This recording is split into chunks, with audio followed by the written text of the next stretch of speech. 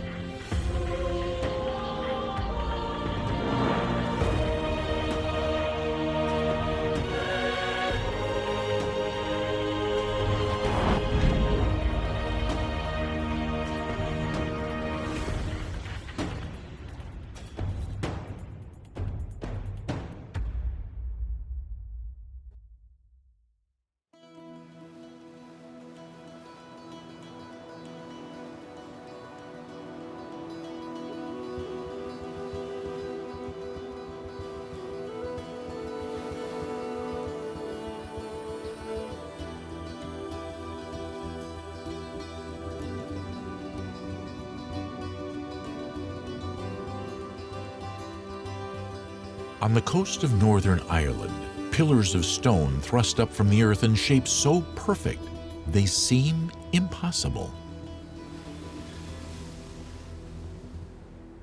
This is the Giant's Causeway.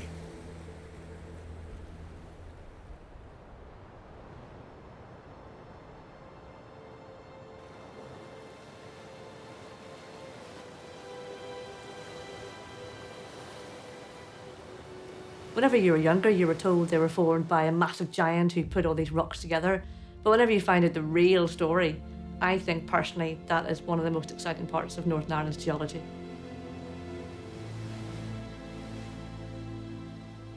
It's a series of almost otherworldly rocks.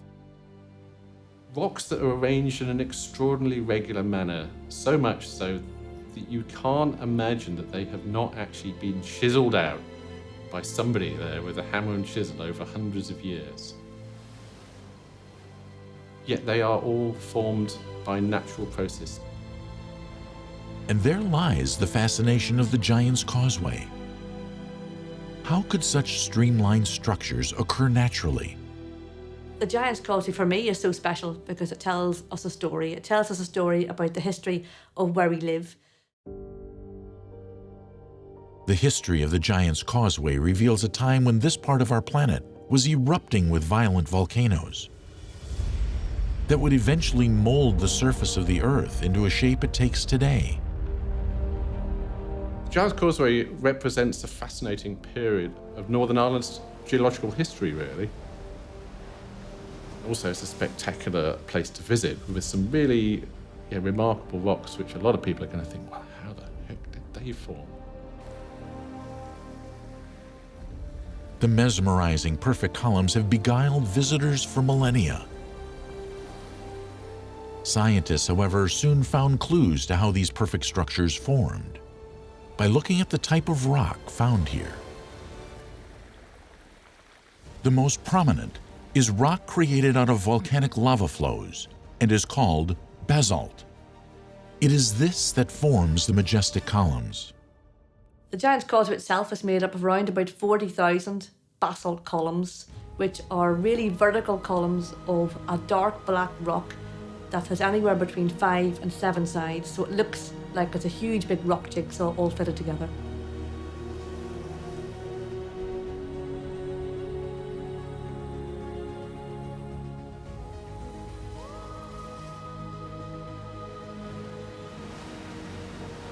While the lasting basalt is like a volcanic eruption's calling card left on the Earth, the presence of red and black layers in the rock point to the timing of different bursts of volcanic action.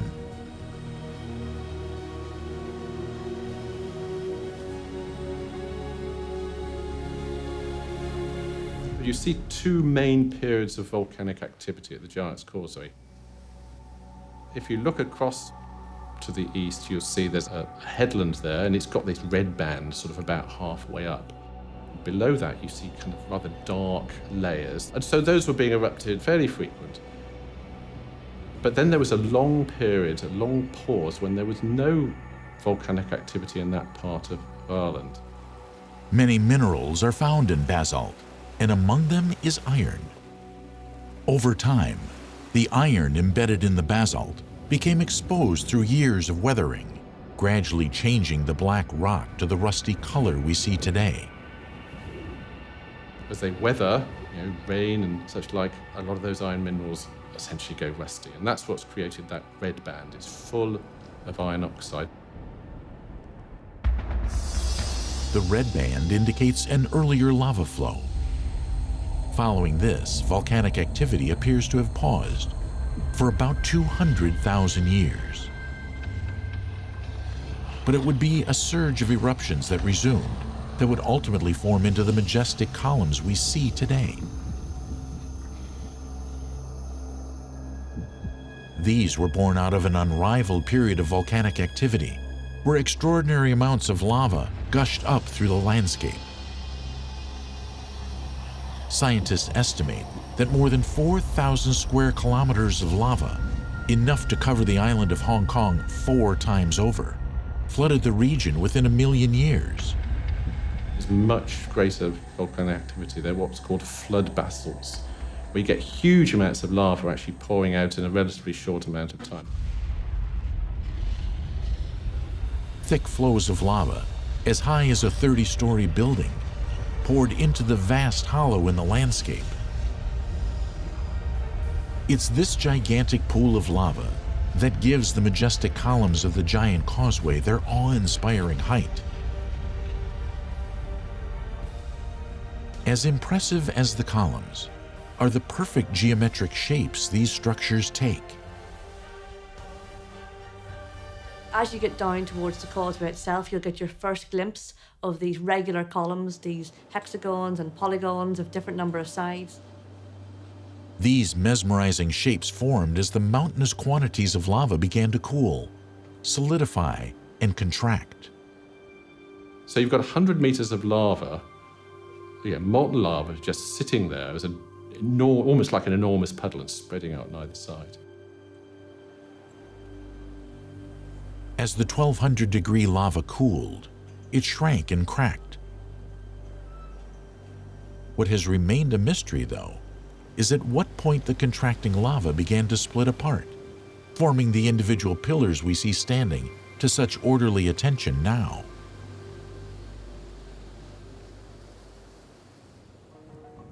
At what temperature these columns form was a question that puzzled volcanologists for years.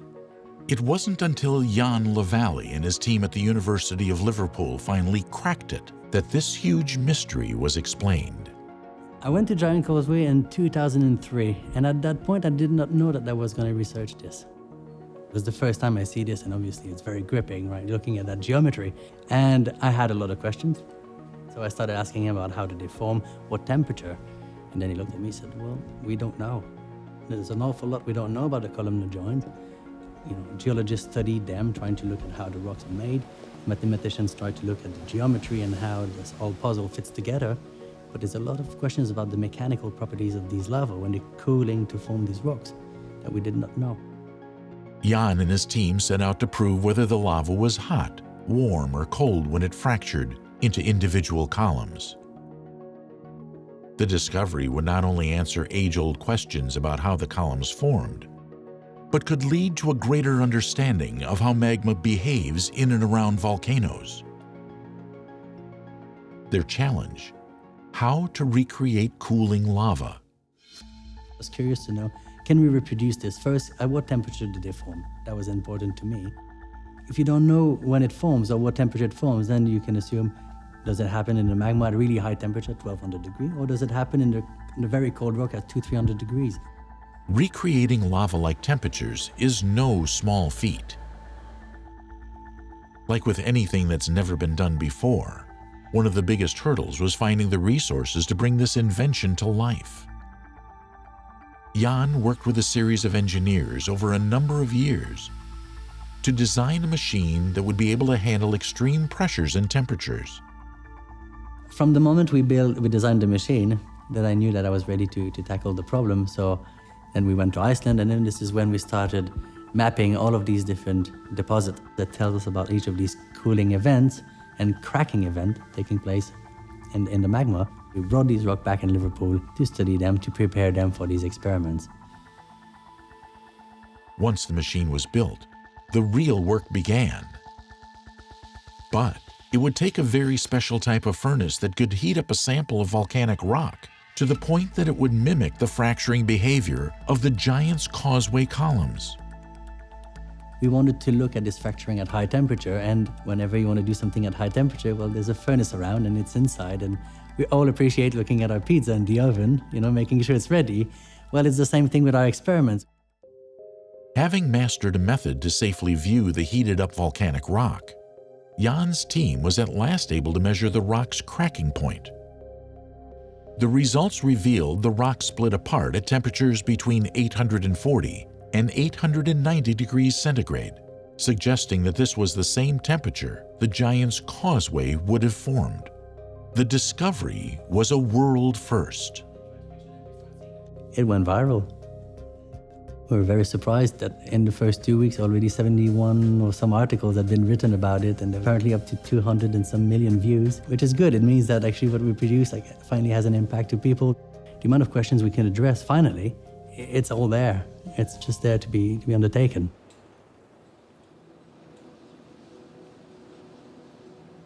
As well as creating columns, another effect of the cooling contracting lava was the creation of the near-perfect hexagons.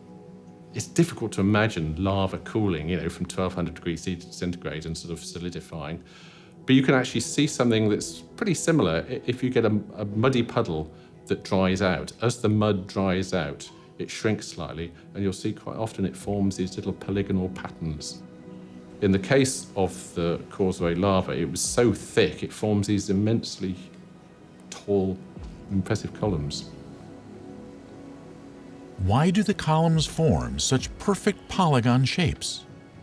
If you would imagine a material contracting, it would want to do it from all directions equally. So the ideal geometry, in fact, if it was something long, would be a cylinder. The problem is here, because we have a large magmatic body, each of these cylinders, they essentially are interacting with one another. So you can't have two cylinders next to each other, then it would be some hole in the middle. So the best geometry to actually fill in the gap is to a series of hexagons. Although this phenomena created the giant's Causeway 60 million years ago, it's a process that is still occurring. In Iceland, the same processes that created the giant's Causeway are unfolding today. If you want to have a look at perhaps what Northern Ireland would have looked like around about 60 million years ago, Iceland is the best place to see that. It seems difficult to imagine that similar volcanic activity that is so prevalent throughout Iceland imprinted themselves so dramatically on the north of the Emerald Isle. Iceland is where we were 60 million years ago, and Iceland is a great place to go. You can actually see what was going on in Northern Ireland, in Iceland today. You can go there, you can see rocks that look just like the giant's Causeway. The biggest learning really is that our planet does not stand still. Our Earth is constantly moving, constantly changing, and that's something that's going to happen for millions, if not billions of years to come. An icon of Northern Ireland, this World Heritage Site has not only captivated geologists, Myths of confronting giants have endured to explain away this seemingly meticulous carved outcrop. And with so many giant features gracing the landscape, is it any wonder myths have evolved? Giant's Causeway is quite a magical place. The name the Giant's Causeway comes from an old legend that tells that the Giant's Causeway itself was built by a local giant called Finn McCool, and he was trying to build a causeway so he could fight his rival Scottish giant called Benandonner. You'd be hard-pressed to find a local Northern Irishman who doesn't know the tale. Even the scientists who deal in fact know the way it goes. There was a giant coming over from Scotland to meet up with him, you see.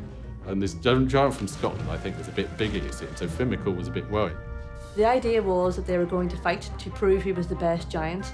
But whenever Finn McCool got sight of Benandonner, he realised that he was much bigger than him. So he actually ran back to his house, and his wife actually hid him in a baby's crib.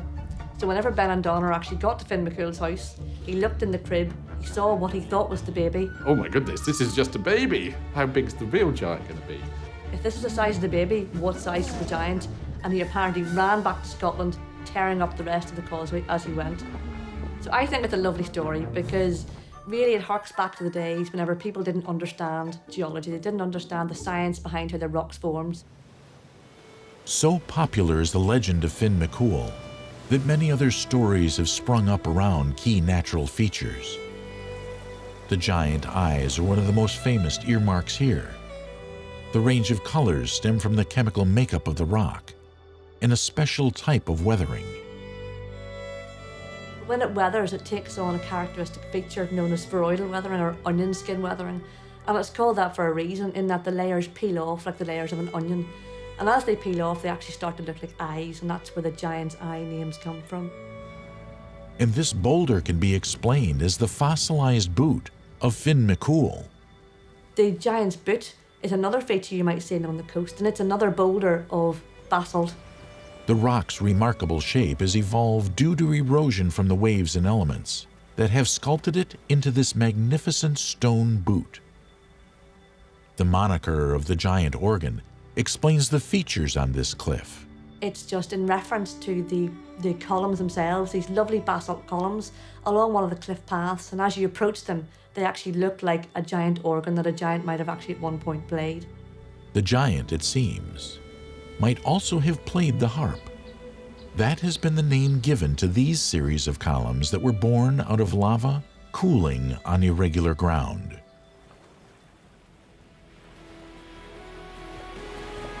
I like legends because they really are a way of trying to explain the landscape before science came along.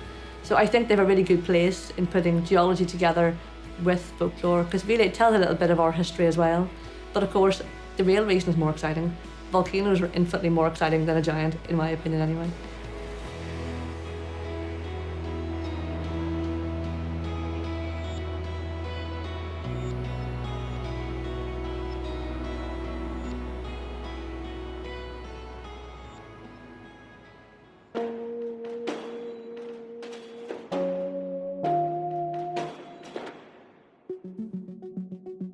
Welcome to one of the strangest places on Earth.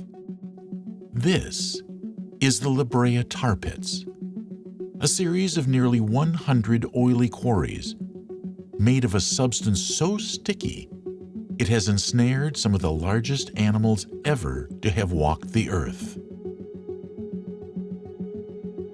From within these syrupy pools, the world's greatest collection of Ice Age fossils has emerged.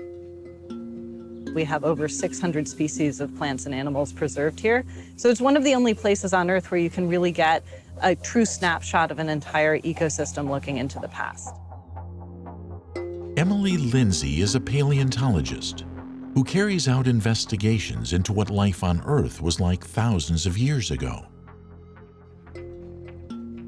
Most fossil hunters like her have to travel to the ends of the Earth to discover prehistoric treasures. Yet these syrupy pools, which store the remains of long-extinct prehistoric creatures, are situated in the heart of one of the largest cities in the world. just a few miles away from Hollywood Boulevard. I think something that also feels a little bit impossible about it is that unlike pretty much any other major paleontological site on the planet, this one's in the middle of an incredibly populous city. The same asphalt seeps that trapped mammoths and are still trapping plants and insects and birds today share the park with people walking their dogs on their way to work. And there was a boot camp exercising outside the museum this morning. Anyone can stop by to watch the work or visit the museum, home to all manner of tar pit treasure retrieved from the ground. It is extremely sticky. Any unfortunate mouse or lizard that were to wander onto the asphalt seep would get stuck and eventually preserved by the asphalt. Giant ground sloth or a mammoth or a horse or a saber-toothed cat that were to walk too far into an asphalt seep would also end up getting trapped. The black goo emanating from these tar pits is asphalt, also known as bitumen. It's the same substance used today for laying down roads, parking lots, sidewalks, and waterproofing rooftops. They are born from an oil field that lies deep below Los Angeles and are a product of a rare series of events.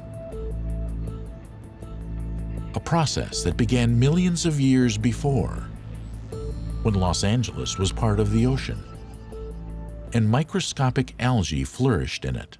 The oil that forms the asphalt that is responsible for the incredible accumulations of fossils that we have at this site is actually formed from the bodies of trillions of dead single-celled algae called diatoms that were living in the oceans, filling the incipient Los Angeles basin 15 million years ago. Normally, oil is naturally sealed under great pressure deep below ground. But Los Angeles sits alongside the San Andreas fault line, an area active with earthquakes. Tectonic movements create deep cracks below ground, creating a pathway for oil to escape up to the surface. At La Brea, a lighter surface oil evaporates, leaving behind the thick black goop. People have been making use of the La Brea asphalt for centuries. Native Americans recognized its usefulness as a sealant and a glue, using it for waterproofing canoes, as well as gluing together weapons, jewelry, and baskets. By the 19th century, Europeans had moved in. To farmers, the area represented decent grazing land for sheep. For geologists, the tar pits indicated a valuable oil field below. For paleontologists, La Brea became the ultimate fossil jackpot. Today, 15 million years later, we have these same zombie diatoms coming back to the surface and trapping living things today and preserving them for the future. It's these zombie diatoms that belch methane into the bubbles that form on the surface. Yet these winking black tar pits are something of a paradox. While representing a slow death trap for any unfortunate creature that strayed into them, these same gloopy pits immortalize their remains. It's as if Mother Nature has created a place to perfectly stockpile creatures from the Ice Age. The first pit excavation happened in 1913 and produced an incredible 1 million fossils. Some of the fossils from pits 3 and 4 are 35,000 years old. At other sites, remnants of the earliest pits are still being explored today, including the massive Pit 91. This is the largest and longest excavated tar pit at La Brea. It sits about 15 feet into the ground. When we excavate, we either sit or lie on boards that are suspended above the actual deposit, because that is still in contact with an active asphalt seep, and so you couldn't go in there without getting stuck. So it's sort of somewhat uncomfortable and laborious way to excavate, but it's really the only way to get the fossils out without becoming one yourself. More than 100 years after the first pit was excavated, work began on a new quarry called Project 23. This pit was salvaged when a nearby construction project came across it. They dug down and they built a box around the entire tar pit and then lifted it up out of the ground and brought it over to our site here, where we're excavating it just in the same way that we would a deposit that was still in the ground. The team had been working on this site for 361 days a year for the past 12 years. 2 to 5 people work on a box. So it's about 1 meter in diameter, but it was about 2 meters when we started. We have a beautiful upper arm bone of a giant sloth here, a whole bunch of ribs here that are mostly giant sloth, but we also have some horses and bison. And then we have a lot of littler things, these little narrow things. Some of them are sticks of plants, and some of them are bird bones. The wonder of the Brea Tar Pits is the sheer endless plethora of fossils they contain. Many of the fossils found are the superstars of the Ice Age. Probably the majority of people who come to our site think that we have dinosaurs here. That's one of the biggest misconceptions, is telling people that these are mammals, they lived many, many millions of years after the large dinosaurs went extinct. We found over 5,000 direwolves at the tar pits. We found over 2,500 saber-toothed cats. We have American lions, which are some of the biggest cats that ever lived. What drew all these animals to the tar pits all those years ago? Some of the dark, syrupy masses resemble a tempting waterhole. Thirsty animals approached these deceptive pools and soon became ensnared in the unrelenting gloopy substance. Some of the pits are deep. Pit 9, for example, reaches down 35 feet, making it deep enough to engulf anything from an American lion to a Colombian mammoth.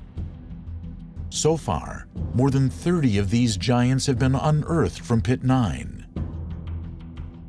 Curiously, more predators have been unearthed from these pits than any other larger animal. It's a reversal of the natural food chain, where carnivores at the top are outnumbered by grazing herbivores lower down. We have about 9 large carnivores for every single large herbivore that we find here. And we think that the reason for this is that an herbivore, say a bison, would wander into an asphalt seep and end up getting stuck. And then that animal would attract a really large number of carnivores. Many of the animals stuck in the asphalt ultimately perished from thirst and starvation. Now, there's this misconception that tar pits are like quicksand and things would wander in and they would just sink down below the surface and drown, and that's not actually how they operated. The asphalt that's exposed at the surface is really only a few inches thick, but it is so sticky that those few inches are enough to trap something as large as a mammoth. Finding a single fossil anywhere is remarkable. But the abundance and range of fossils found at the Brea Tar Pits is unprecedented. Normally, dead plants and animals decompose and disappear, as insects and bacteria nibble away at the carcass. But the remains of the animals that were slowly engulfed in these thick, sticky pools of asphalt became sealed, effectively weatherproofed against the elements. The result is a collection of Ice Age fossils that is incomparable in the world. Well, as you can see, we have a huge number of fossils here, and it's a good way to demonstrate the incredible size of this collection. This is the most important and the largest Ice Age fossil site anywhere on Earth. To date, the collection consists of more than 4 million individual pieces.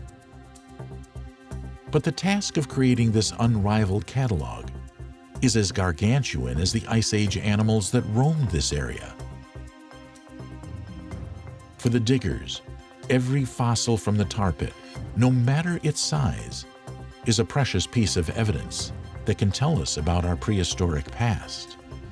We actually use dental picks, the same thing that, if you went to the dentist, they would use to clean your teeth with. We use these to clean our fossils. And that's part of why it's taken so long to get through this. Obtaining these nuggets of knowledge from the depths of the tar pits is a meticulous process. Having been unearthed, the bones are stabilized with glue before being moved from the excavation site to the laboratory.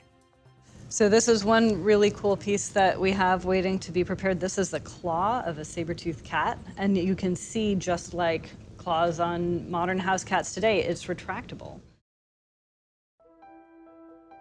Scientists consider what the tar pits collect to be so precious, they carefully remove and collect the remaining asphalt still on the bones.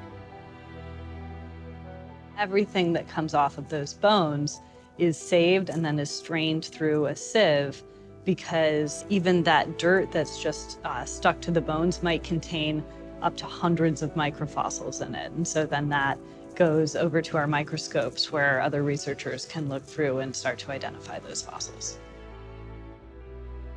In the lab, the ultimate exercise in looking for the proverbial needle in the haystack gets underway. It is here where every single grain of sediment goes under the microscope and valuable microfossils are identified.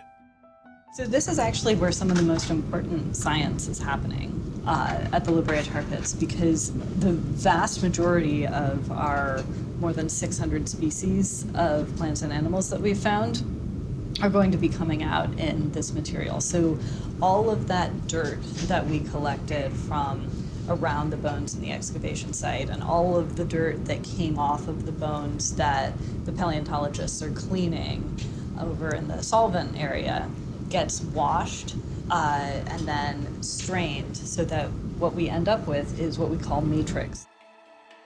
The matrix produced at La Brea contain tiny microfossils that read like the ingredients of a wizard's spell book.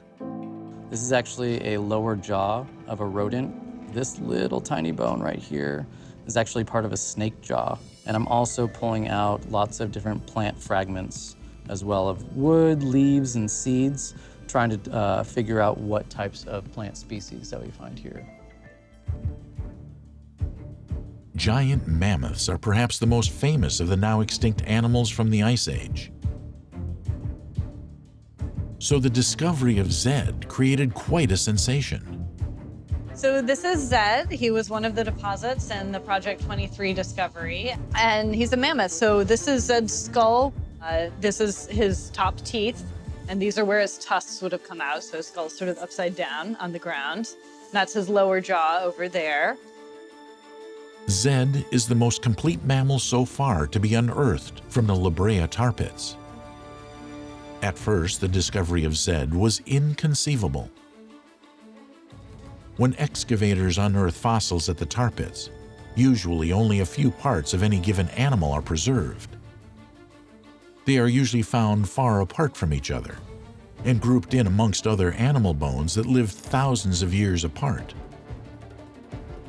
Evidence of so many species give researchers priceless fragments of evidence into what California and even the whole world was like 50,000 years ago.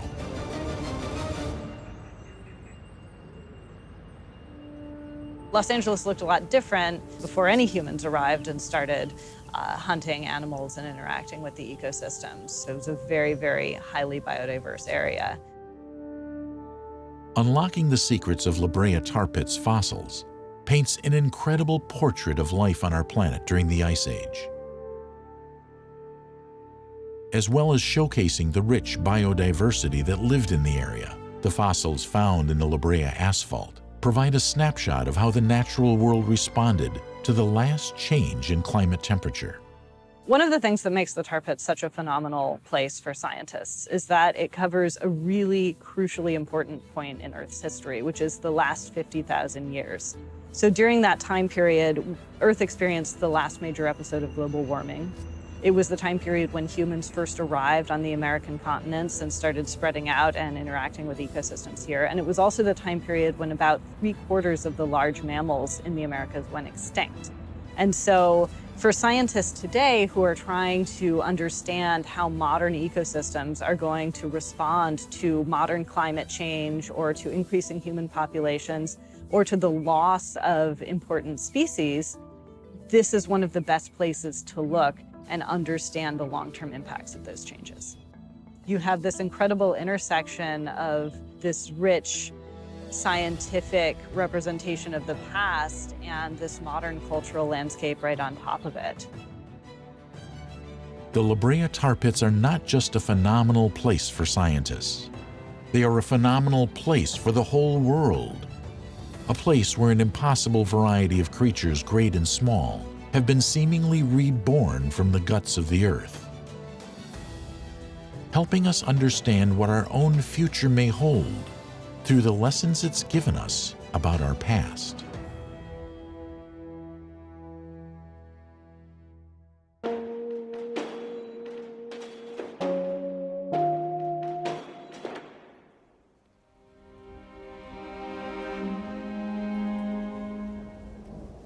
You have arrived at what is surely the world's ultimate meeting place. This is Thingvellir.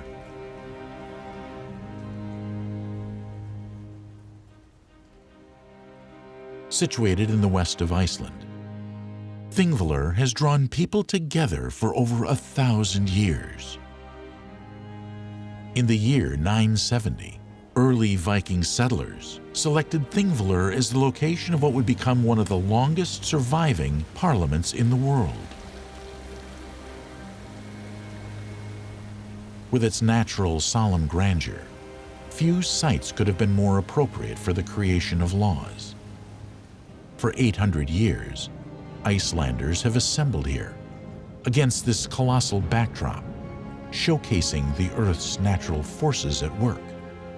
While Iceland's parliament has since moved to the capital Reykjavik, less than 25 miles away, citizens and visitors alike continue to assemble here. For Thingvellir is a meeting place like no other. It is one of the few places on Earth where the meeting of two tectonic plates is visible. Look around. The faults here and the forces of nature are almost impossible. How can this landscape have been formed? Thingvellir straddles two of the Earth's 7 tectonic plate boundaries. A few kilometers under the ocean floor, the North American and the Eurasian plates are slowly moving apart, creating a vast crack in their wake. The stretching of these two mighty plates is a phenomenon so rare, there are only 2 places on Earth where it can be seen above sea level. We are at the Thingvellir National Park, and we are here standing on a plate boundary. The surface of the Earth is a mosaic of plates, and they are moving around. And here we see the expression of plates pulling apart. The plates are diverging, and therefore this big crack we are standing in. As the plates pull apart beneath the ocean floor, above ground the land appears to stretch, creating a depression or rift valley. In the process of the tectonic plates moving, Iceland actually is splitting apart. It's being kind of ripped in two. As alarming as this sounds, the speed at which Iceland is physically splitting apart is slow, about 2 centimeters a year. About as fast as your fingernails grow. That's the sort of spreading rate. If the tectonic plates underneath Iceland continue to pull apart, is there a risk that Iceland will be broken in two? Not according to Freystein Sigmundsson at the University of Iceland. This is owing to the active volcanic magma that gave birth to Iceland around 16 million years ago and continues to shape her today. There will be eruptions that come up and fill the gap. So I expect we will always have one Iceland because the new magma, new material from depth will come and fill it up. So maybe one day, some tens of thousands of years into the future, this area may be completely different. We may have eruptions, these fractures may fill, and the ground may become even again. Today, scientists have a number of methods of measuring the rate these two plates are pulling apart, from down-to-earth techniques to methods that operate out of this world. We are finding better methods to measure this plate spreading, these slow movements of the Earth. At about the speed your fingernails are growing, we can have special techniques to measure this. And nowadays we are using more and more satellites.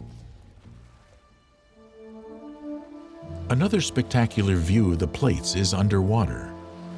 Silfra is considered among the top dive sites in the world, being the only place you can swim directly in the crack between two tectonic plates. An underwater view of the spectacular fissure is a drawcard for many. But the fissure of Silfra serenely boasts its own impossible feat: the presence of what many consider the clearest, purest water in the world.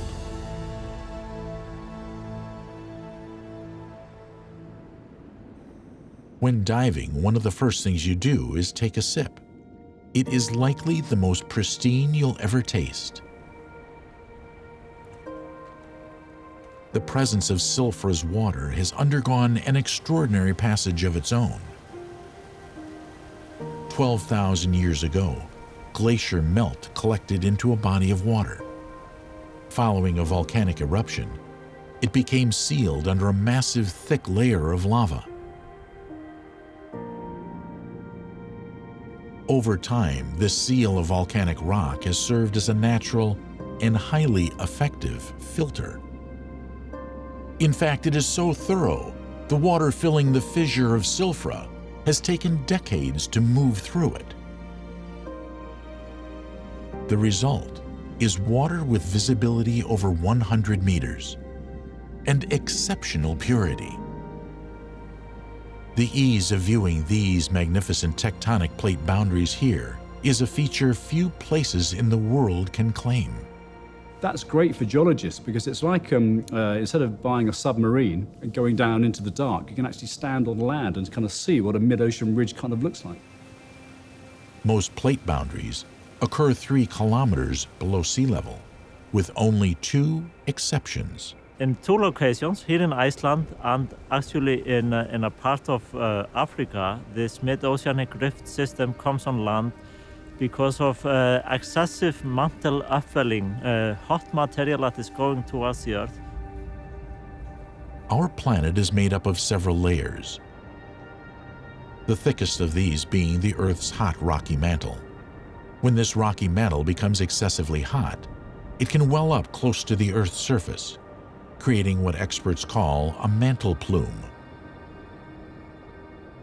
Iceland is very special. We have a combination of this spreading plate boundary, but also a hot spot, a mantle plume of hot upwelling material. And this lifts up the mid-oceanic ridge above sea level. The forces of nature at work in Iceland are inescapable. Their indelible signatures mark this continuously evolving landscape. I think people should experience nature and the magic and force of nature. I think that is important for all of us to understand why it is important.